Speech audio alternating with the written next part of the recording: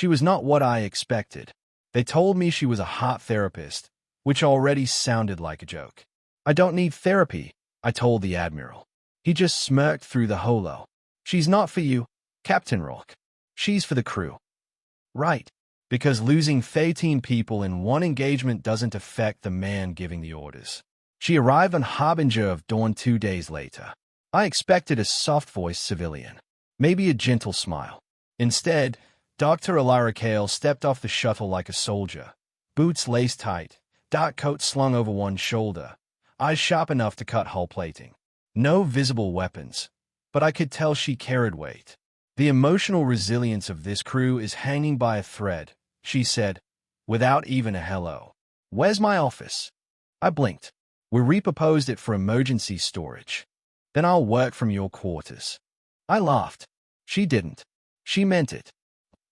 The first time I came back to my room and found her sitting on my bed, I nearly called security. I needed quiet, she said, casually flipping through a crew site profile. Also, your mattress is Regulation Plus. That helps recovery. You can't just... Captain, she interrupted, eyes calm and steady. Your refusal to process trauma is bleeding into your command style. This is part of your treatment. I stared at her. You're diagnosing me? From my mattress. She just smiled and patted the other side of the bed. Lie down. Try not to think.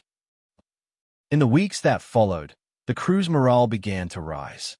Sleep came easier. Fights in the mess hall stopped. Even the engineering team started playing music again. I didn't trust it. Not because it wasn't working, but because she was working it. She had this way of leaning in when she spoke, voice soft but pointed, eyes reading everything you weren't saying.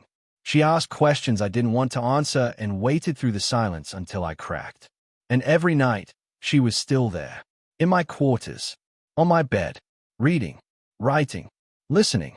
I'm not here to fix you, she said once, when I finally snapped. I'm here to remind you that you're still human.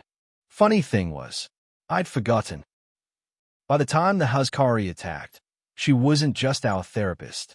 She was our anchor.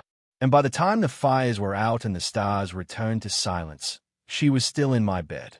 And somehow, I wanted her to stay.